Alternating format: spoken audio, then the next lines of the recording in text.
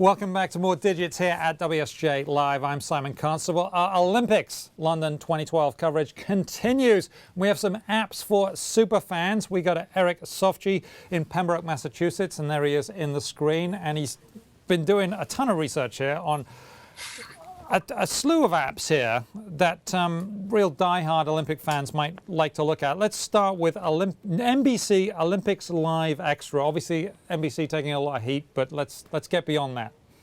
Right. Well, actually, I talked about this app the last time that I was on the show, and that was before it was actually sort of, in use. And now I have to say this thing is pretty incredible. It's the only way to watch a lot of the sort of the kind of odd events that won't end up in prime time or even on any of the various channels like judo, for example. I watched a lot of that, which I had never actually watched in any other Olympics, despite the fact that I'm kind of an Olympics sort of freak. So that was exciting. And even badminton is on right now, and it's not on any of the other channels at the moment. So if you really like to watch some of the less sort of explored events, it's actually the only way you can do that.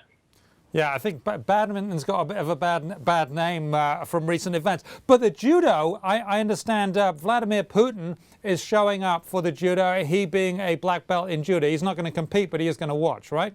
Yeah, it's exciting. I feel like a lot of the judo has actually been sort of, it's actually over at least half of it. But now we're seeing a lot of interest. There's a female athlete from the U.S. who's hoping to really make a big impact. So I feel like that could end up on the broadcast channels, but up to now, it almost hasn't been at all. So it's really, again, this has been the only way to watch certain sports. Okay, tell us about Join In.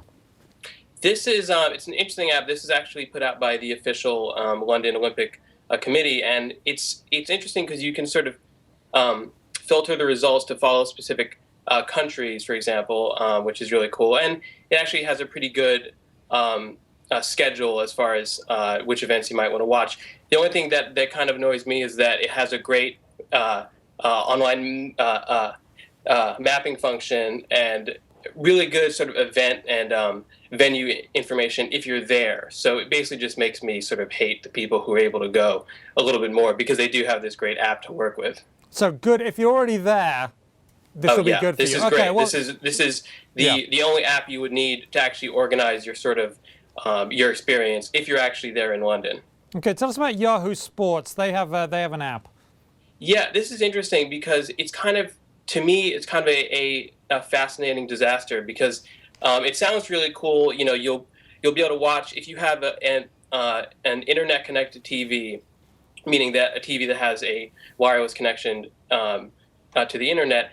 Then you can sort of get results alongside the events that you're watching and watch other videos, again, as you're watching the Olympics. In practice, it ends up being a little bit more like a smartphone application that's kind of hastily sort of tossed up on the screen. The only thing that I will support is that it has, among its very sort of skimpy selection of videos, it has Carrie Strug's 1996 heroic sort of Karate Kid moment when she, got the team gold despite her sort of horrendous ankle injury. So anyone who's an Olympic super fan, I feel like can watch that thing over and over and get just as choked up. Yeah, and there are some interesting interviews on there too. I understand that it's worth going to, and maybe you'll get a redesign at some point. Also, the Road to London, which is the 2012 Team USA London Olympics thing. Yeah, this is interesting because this is only for true super fans. Because up until the Olympics, it was covering a lot of the qualifiers and sort of individual members of the team as they were sort of approved. At this point, it's more of a spot to sort of bask in the glow of various victories. They've got a lot of stories that they sort of put up about the winners. It's also where you go if you're still feeling the sort of sting of defeat when it comes to some of the people who were considered contenders and who were kind of blown out of the games. It kind of puts a brave smile, so to speak, on everything. It's a little like reading a corporate newsletter, but every once in a while, that's kind of what you want out of the Olympics, just to feel good about the experience.